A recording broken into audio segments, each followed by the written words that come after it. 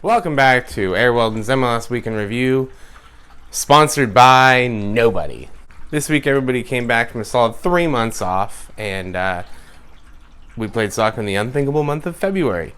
More on that later. Luckily, we had fireworks down in Carson, California, where the LA Galaxy took on the New York City FC, and Chicharito scores a goal in the 89th minute at the death. Check out the link in the description for that goal. I can't post it for legal reasons. Meanwhile, up here in cold and wet Portland, the New England Revolution came to town and played a back-and-forth game which ended in a 2-2 tie, finished with a Yimichara bicycle kick in the 77th minute.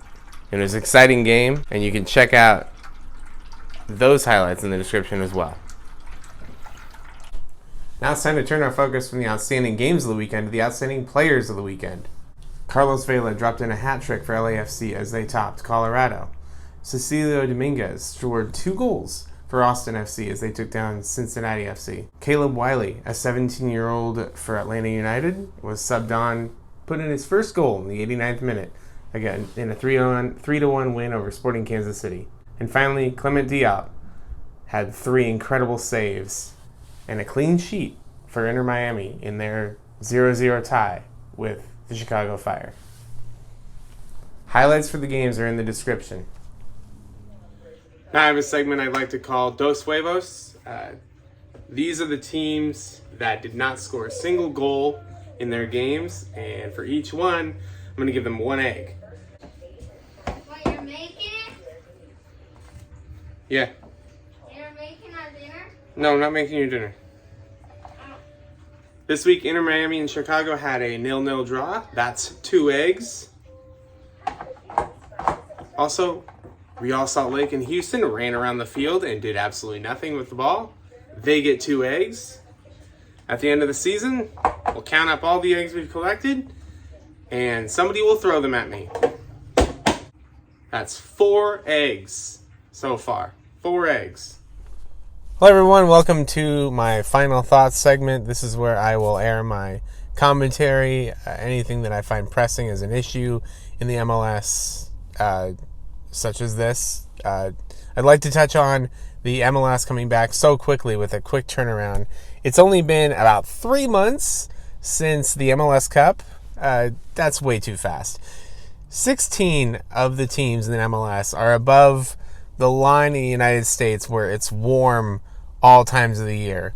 Places like Portland where it was cold and rainy, it was just a mess. And obviously we normally start in March, which is still a little bit cold and rainy, but it's a little closer to nicer weather in most of the cities. And the reason they pushed it all up is because of the World Cup happening in November, December this year, due to the fact that that World Cup is put in a country it does not belong, Qatar. Now, no offense to the people who live in Qatar, but it's not a soccer destination, and they had to move it from the summer where it normally is to the winter where it makes it hospitable in Qatar. It frustrates me.